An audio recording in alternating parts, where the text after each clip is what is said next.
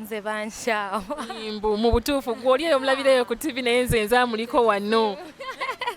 Tebasobola kunkyawa, just abantu mulemagana. Cause it depends, bwe kiba worth it, why not? Kubanga nze siri museke. You know? Siri museke. Essaawa yonna emikolo gyengedde. Vivi togananga okutuyita bunnange. Ngenda kubayita mulya emmere. Omulabi wange omulungi owa program The Journey oba olugendo lwange nkwaniriza nnyo weebale okubeera nga weekuumidde ku ABS TV eŋŋanzi ne mu program yeeyo era nga nze kennyini akwanjulira programu eno nze Melissa Mayanja weebale kuwekuumira ku ABS TV. Nkwebaza mwenna abafunye ebirungi, twebaza Katonda olw'ebirungi bye mutuuseeko. Abayinamu obuzibu oba obukosefu era tubagamba nti temuggwaamu maanyi n'olw'enkya lunaku n'oluddako tomanyi omukisa gwe gunaabeera munnange. Nnyaniriza era nga ngenda kuba nga ntuusaako omuntu wo mu programu eyaleero munnange si mulala gwe nkuleetedde. Nina kibbebi kye nkuleetedde tukiguddeko ero nga kiri mukola vidiyo yakyo ey'oluyimba lwakyo lupya. Omwana ono ze muwulirako bingi, muwala muto mu industry munnange ate nno y'omu ku abo be tuwulira ab'empisa tetumufunyeemukko nnyo buzibu mbu ate sitanti okuleeta oluyimba nti ate bino omuwala gwe nkuleetedde omusheeshe simanyi oba bamuwulirako yakamala emisomo gye teyaswaza maama teyaswaza taata muwala munnange nno abaana bangi abali mu kukula naddala bali mu secondary level ey'abawala abaana abawala bamwegombako nnyo nnyo era bamuyigirako bingi naye munnange tebamanyi akikuumya atya okubeera ng'akituukako. Lwaki olowooza omwegomba? Kiki ekimufudde ow'enjawulo mu bulamu buno obw'ensi? Nzikiriza munnange nkwaniriza omugenyi wange olwaleero era nga leero siina mulala okuggyako omukyala gwe bayita Vivian Tendo. Vivian Tendo nsanyuse okukyazaako olunaku lwaleero. Nange nsanyuse okumpa omukisa ogwo. Mbadde nsaba weeyanjulire abalabi baffe aba ABS TV obabuuzeeko. Abalabi baffe mwenna abali ku ABS TV mugamba mutya mwasiibye mutya amannya nze Vivian Tendo. Vivian Tendo mumulabyeko era mwewuliriddeko ababuuzizzaako. Vivian Tendo oli Muganda? Ndi Muganda. Katambulamu ng'Omuganda. Amannya nze Tendo Vivian Ntubiro. Nzaalibwa omwami Godfrey Ntubiro n'omukyala Grace Nanziri. Pozi bajjajja bagamba bati jjajja wange banziika Mityana oba Kasanda. Kale we banziika seekakasawo bulungi kubanga Katonda yatuyamba baidha abantu bewaffe tebafa. Ensonga sikulimba saidi ya tata wange siziikangako omuntu yenna. Kyova olaba sijja kulimba I'm not sure oba batuziikawa. Omuziro weddira ki? Neddira njobe. Njobe? Njobe mu luzungu bagiyita waterback. Common naye nga gye neddira. Gye weddira. Wow. Oyo nno munnange ye Vivian Tendo gwe tulina olunaku olwaleero. Vivian Tendo ova wotandika ekyo obulamu obutegeera ddi ng'oli luddawa? Tukubiremu ekifaananyi tusigiremu ekifaananyi. No, wakubeera independent over. Nedda ng'oli muto okula. Oh, okay. Nze nazaali simanyi bazadde bange oba bayawukana ddi but nze nazaali wange already tebali bonna. Yeah, so nze nkuze they are co-parenting like nga tebali wamu naye ate nga buli omu atuukiriza obuvunaanyizibwa bwe. Naye nga nakulira wa jjajja wange. Yeah, so nakulira wa jjajja nembeera naye up to like 6 years. Then ne banzijjayo wadde nali saagala. Jjajja azaala mami azaala ddadde? Azaala mami wange. Mami yali akyasoma yali muto nti yali tasobola kubeera na ddadde? Simanyi bonge abba ebyabwe babiri simanyi naye nga nsuubira mami ensonga lwaki yantwala ewa jjajja ye yali akyasoma. Maybe nandekawo yaddeyo akole ki amalirize emisomo gye. Yes.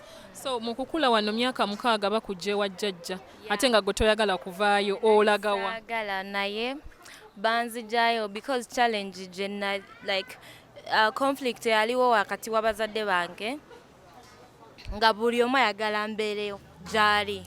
You understand? So bwe namala nursery nali nsomera Mityana. Then mu P1 tata wange yali ayagala nsomere Kampala. Ye kale yali excuse ye ng'agamba njagala omwana asomerewa mu kibuga. Yes. So when nali ngenda mu P1 ne bandeeta ku Nakasero Primary School. Yes. nensomerawo kuva P1 paka P4. Yeah. Then when namala P4 nga ngenda mu P5 nenvaayo nengenda ku St. Kizito Mityana. Awozeeyo Mityana? Yeah. Ezo changes ezabangawo mu ssomero. Bwe mba Mityana kitegeeza ndi ne maama. Bwe mba Kampala kitegeeza ndi ne taata. You understand? Yes. So when nagenda ku St. Kizito, that was P5 to P7. Senior 1 nenkomawo e Kampala ku Makerere College School. So naye namalawo omwaka gumu. Then nengenda ku Mityana SS gye namalira high school. Yeah. Bannaye omulabi wange kati no tutumirako ba OGs ne ba OBs amasomo mugawulidde Nakasero Primary School, St. Kizito, ate Makosi, Mityana Makos, Kyambogo University. Yeah. So that was co-parenting. Yeah, it was co-parenting. Like, bazadde bange bali balina conflict nga bo. Ate nze nali sizi involving more as long as they are all doing what they are supposed to do. You did not get side to choose nti nze njagala nnyo ewa mami sijjagenda wa daddy? No, you had no choice. Kubanga daddy wo bwakukima. That's it. Yakimanga yatwala. Yeah, lwakuba nali njagala nnyo beere wa jjajja wange. Yeah. Jjajja's muzukulu. Jjajja's muzukulu. Oh, nakati. Wow, bajjajja bali abatukuliza abaana baffe munnange nno mwebale kye mukola. Abaana abo abazzukulu basiima, nange nina abazzukulu bange. I mean mami wange nange nina abaana bazzukulu be. Yes. Wow, tubebaza bajjajja mwenna abatubeereddewo munnaye ne mukola omulimu ogwo gw'amaanyi bamama we batasobola kubeera. So we see Vivian Tendo amaze high school agenze e Kyambogo. How was Kyambogo? How was your experience? Kyambogo, I'll say it was nice. Kubanga nze kye nali nsinze okwesunga. Nali njagala nnyo kuyimba. Even in high school, in fact not high school, kuva mu primary nga nnyimba. But then the problem I had was direction gye nali njagala otwala. Nali nkimanyi taata wange tadiringa nabyo because ye musajja mulokole musumba. So kati nze kuba nze sikitwala nti omuntu obanga toyimba gospel music nti kitegeeza osinza sitaani. Like siwakanya ndowooza y'abo abakkiriza we batyo naye ate nze si bwe nkitwala. I feel like osobola obeera nga you're doing secular music naye nga Katonda omumanyi okitegeera. Tekitegeeza nti oba muntu mukyamu. Ate n'obeera ng'okuba gospel naye nga ne Katonda tomumanyi. Exactly, because so many people omuntu asobola obeera mu kyaki oba n'ayimba gospel naye nga si mulokole munda. You understand? Yeah. So nze kye nali nsinze okwesunga ogenda ku campus ti nabeeranga ewaka mu vacation. Taata wange ali very strict. Takukiriza tambula. You don't go anywhere. Woba ovudde waka mba mugenze ku church. Ku Sunday. Yeah. So nze nga mbeera waka all the time. You can't leave home for any reason. So when nagenda ku campus nali mpuliranga gwe batadde, you know. I know. Nga sigamba, yes.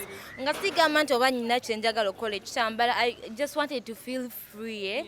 Nga sirika eyo alaze wa akola ki. You know, bimala ne bitama. So when nagenda e Kyambogo nali nsoma naye nga wenebbirira nengenda mu studio.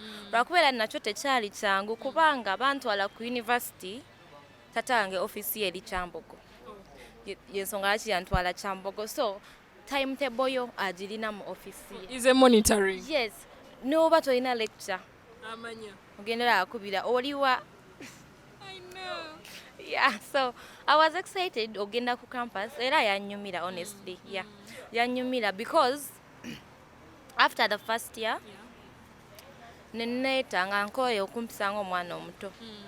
So ne tuvaamu awo ne wrangles ne daddy wange. Naye twabivaako ebyo. Mwamala ne mureconcile. Mwamala ne tureconcilinga. Wow. Abazadde mwenna abali abannaye mwebale kubanga abafubye okulaba nti mukuza abaana. Sometimes abaana baba balowooza it is so strict and daddy tanjagaliza bambeerako nnyo naye ng'ate oluusi. Aba akwagaliza. Anyway, lwakuba nze ebyo ebintu buli we nabyogeranga nga ngamba bw'onaazaala ojja kitegeera and no one will tell you. Then I feel like it's too much. Eh? Like I feel like November sina lecture. You want me to be in your office? Like ngampulira omuntu aneetolodde nnyo. Yeah. So Vivian atulaba ayagala okumanya otandika ddi music ono webbirira ogendako mu studio naye okugamba nti kati kantandikire ddala. Okutandika I remember when I mu vacation waliwo mukwano gwange bamuyita Mukisa. So nali nga ntera okuyimbayimba awo nga tuli mu fans group ya Irene Tale eya WhatsApp. Ya so nga ntera okurecordinga bu voice note webityo waba atadde oluyimba nze nsooka odduyiga bintu webityo. So first of all, abaana bali mu team eyo, they really believed in me. Yeah, so nentandika okubeera nga ndaba kuba nali njagala oyimba, but then I didn't feel like it was the right time. Kuba nali by that time eyo ya fans group and whatever, that was in vacation. Nali sinaba nagenda ku campus. So okutandika nasooka ne recording oluyimba in my first year, first semester. Nga nakagenda ku campus. So when I recording oluyimba baluyita Katungulu, simayo bolomayi. Yeah, when nasooka recording, but then time eyo nali sinafuuka nnyo ba serious. Kuba no naluyimba just because waliwo opportunity nti bagambye studio yino oluyimba luno baluwandiise, so nengamba okay, let me go. Ne tulu recordinga ne tuluta nga we Michael nga sibya nnyo until after mwaka nga gumu, when getting in contact with Yese Oman Rafiki, because bali bakagulawo record label ya Route Entertainment. Kati bali balina abayimbi, but since it was a record label, they needed more artists. Who connects you to Yese? Still waliwo mukwano gwange bamuyita Fish Eye. Kati I think yali amumanyi on a personal basis. Maybe namugamba nyina mukwano gwange ayimba bulungi, yes, something like that. So we are two connecting. Kuba kyensinga okujjukira oli yangamba agenda kukubira, you wait for his call, and I was excited. I was very excited. So nali mu class nga ndi Kyambogo nendaba ki call oli yali yakangamba nenfuluma saddayo na mu class. No, like sagenda, but when I got out to pick the call, when I ku call naddayo ku hostel nga mpulira ebyange biwedde. I know. Nga weeraba kati watuuseddeyo waggulu. So when ayogera naye nangamba oyimba bulungi biki, so nangamba nja kuyambako here and there, but because nali mu first year nangamba we can be doing music for now. Nate njagala otandike ogenda mu spotlight wakiri ng'ogenda mu third year. Nangamba because when you do that now tojja kumalako campus, and he was right. Kuba yankubira bukubizi call nempulira sagala kudda. Yeah, I was so excited. Nga ndabira ebiroto byange bikoze biweddeyo. Yeah, so nangamba ojja kujjanga ku studio. Before that yangamba you will come to studio, we like talk one-on-one. Era nzijukira after like one day or two nagendayo ku route ne to meet ne twogera nangamba nze sirina nnyo sente, but I have a talent esobola naawe okubaako weekola ki weekutuusa. So almost ogwo mwaka gwonna nali nkola kimu kugenda ku studio, not every day. Nali ngenda ku studio ne recording ennyimba ne zibeerayo till 2019. Ennyimba zaaliyo mu studio naye baatandika zireleasinga 2019, and that was when nali ngenda mu third year. Yes. So he kept his agreement. Gye mwayogerako nti no, you can be there but spotlight eje in third year. Exactly. Yangamba you can be recording music. Wow. So that we're trying to releasing a music or in our work monje in what? In studio. You don't have to, you know. Yeah. So when I in the third year, that's when they started releasing the songs. Ne batandikira ku Hajja Tuwahaji. Yeah. So who wrote that song, by the way? Yes, yaluandika. It was such a nice song. I believe the Reluyimbo Racing Okuleta. Of course, that was my breakthrough song. Because I was seeing a young girl saying Hajja Tuwahaji. No, and that was intended. That was intended. Kubanga nze oluyimba naluwuliranga demo. Nawuliranga of course message erimu ya kintu kikulu eh. Yeah, but then still byasa yanyini nangamba.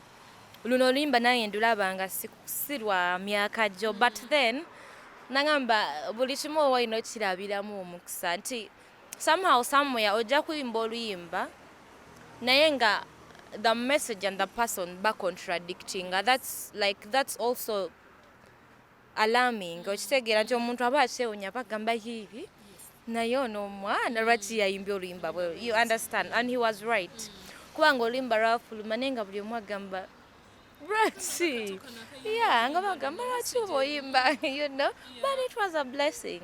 How does daddy see you on TV? I don't know. Oyimbye Hajati wa Haji. Yali amanyi tukwatagana ebiseera twayite tuli in good terms so I don't know what he felt. How about but mommy? My mom was very very supportive. Yeah. So mommy accepted the talent and supported you. Yali akimanyi. That is what I want. How did you feel after the release of Hajati wa Haji? I felt so, excited is the word. Because nga bwe nkugambye nti fine nali kitegeere nti bagenda releasing a music but then I wasn't ready for what it's bringing, you know. Nti olimba balutadde because twali tubeereeyo banda mutambula nayo mwagala mutambula mulya mutambula munywa soda, you know.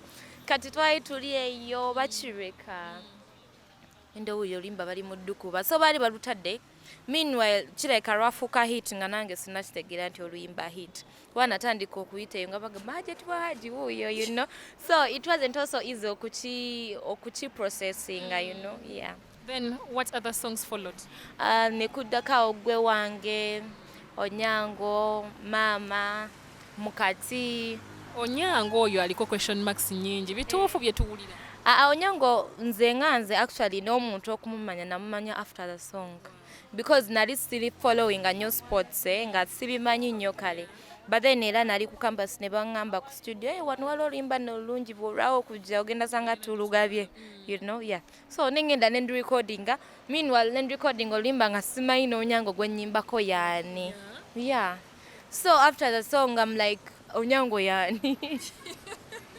Did you find time to sit with Onyango, maybe appreciate? After the release, he appreciated me, nasanyuka, and he likes the song. Yeah.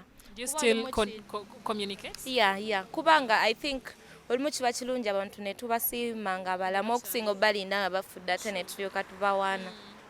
Wowe wennyini we njagala okubuuliza ono writer wo ye yali producer?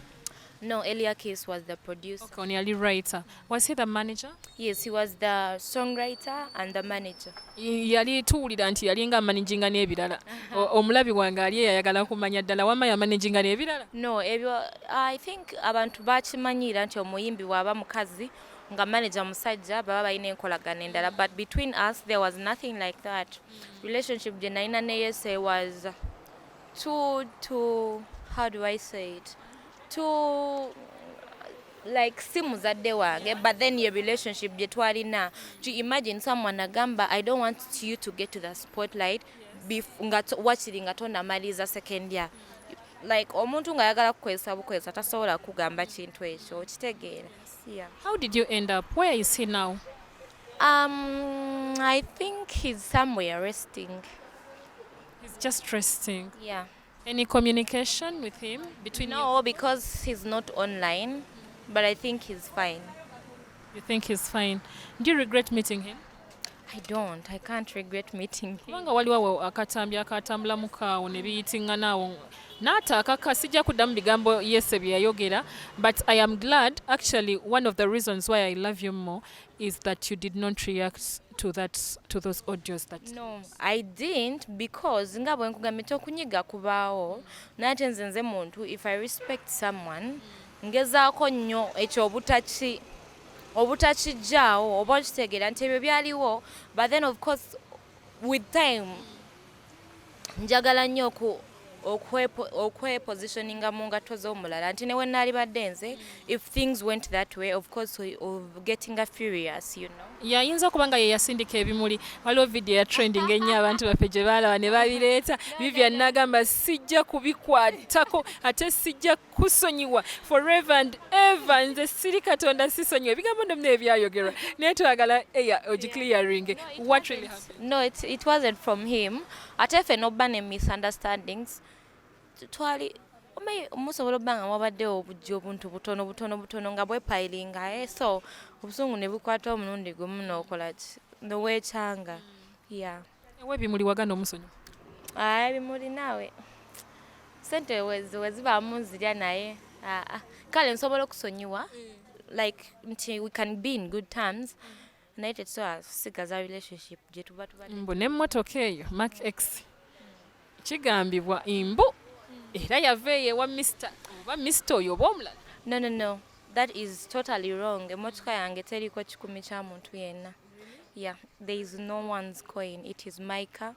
Najigula na sente zange ate nga sakitomera butomezi. I spent a whole year planning for that car because najigula nga lockdown yakagwako. And during lockdown nina business yange ya furniture. I was so busy with furniture kubanga mu lockdown nali sikola kitwaite tu performing so nga focus yange yonna eri ku furniture so nakola nnyo actually mu lockdown naye nakola of course nina goal. I wanted a car nga nkoye ebya border ti obera awo nga when you wait abantu bakurecognize nga ne bagamba Vivian Tendo atambulira ku border so nali nkikoye ngera goal yange kola sente ngule emmotoka and I didn't even tell anyone apart from my sister ne bazadde yange bagiraba bulabi ne kadi nga njirina nga njagala bakakasa emmotoka yange tewali yagimpadde. Great. Bambi omuwala ali etogwanga mu maanyi munnange owulidde era nammwe ali ku TV owulira bulungi. Vivian Tendo clearinze agambye emmotoka gaali maanyi ge kuba yali agyetaaga ng'omuyimbi ate omwana omuto oluusi ebidongo kiro mubaamu threats nyingi n'obuzibuzibu. Wow. Musa Abadde Musa ali atya? simanyi Ebyaddala yakukyawa? nze bankyawa. Mbu mu butuufu gw'oli eyo omulabireyo ku TV naye nze nzaamuliko wano. Basobola kunkyawa just abantu mulemagana. Naye nawulira nti waliwo mukwano gwo eyajja n'amulyawo ova ebintu bino ddala bibaayo. Mukwano gwange? Waliwo omuyimbi omu eyazadde n'omwana ennaku ezo gwe bagamba yakusalayo. Si mukwano gwange. We've never met, yeah. With that lady? No. Tetumeetingangako anywhere. We've never had any conversation. Yeah, tetumeetingangako. Nno tubadde nga tubisala nti yali mukwano gwo n'akulyamu olwo. No. We've never been friends. But she came after you? I don't know. Simanyi honestly kubanga kati nze mbeera waka all the time. So simanya nnyo bantu bye bakola out there. Nti omuntu n'oba oli mu relationship naye tekitegeeza nti ogenda mu supervising omanya aliwa omanya akola ki. But since I know my worth sisobola beera mu drama. Yeah. Sobola kwe involving mu drama because nze njagala nnyo okutunulira life in a positive way, Congratulations upon your proposal. Thank you. Tuli awo ku divine eyo ng'obumuli nga waliwo afukamidde omwami ow'ekitiibwa ennyo ng'agamba will you marry me? Vivian yagambirawo yes I will. Yeah, because it depends. Whatever worth it, why not? Kubanga nze siri museke. Saawa yonna emikolo gyengedde. Vivi togananga okutuyita bunnange. Era kubayita muli emmere. Sobola balyako mikolo. How did mommy feel about this? The proposal? Yeah. My parents are very, very proud of me. Bachingamba every time I talk to them. Because but balabanga the decisions I make and with my age. Kuba daddy wange yasinga ku encouraging yangamba I'm very proud of you because abana bali mu myaka gyo nga balina status yo they don't want to like settle or no muntu nova no gamba this is my husband. Tugambe nti omwami ono gwe wakubidde simuta toli muta. No, actually akayimba tekali personal kubeera ennyimba zange zonna za love. Who wrote this song? Good Trevor. Yes, Good Trevor yaluwandiika but it's not a personal song kubanga ennyimba zange zonna za love. But you can still dedicate it to him. Yeah, byonna bikola. Wow. Oyo munanga abadde Vivian Tendo omutwana omuto naye nga ate asobodde okubeera nga atambula olugendo lwe nga munnange taluuzinze focus. Ekirooto kye yali ayagala okutuukako akikoleredde akugambye ebyo nebibadde bimwogerwako era ebimujwetekako abyeganye era n'alambulula ensonga nga webibadde nga bitambula. Weebale nnyo gwe abadde atambudde nange mu programu yo My Journey olwo nno lubadde olugendo olwa Vivian Tendo gwe tubadde naye olunaku olwaleero ayina oluyimba lwe olwa simuta lunoonye wonna weeruli obeere nga muna evidiyo agikoze leero era ajja kubanga erabika bambi mumugobere. Are you on social media? Yes, platforms zonna nkozesa Vivian Tendo.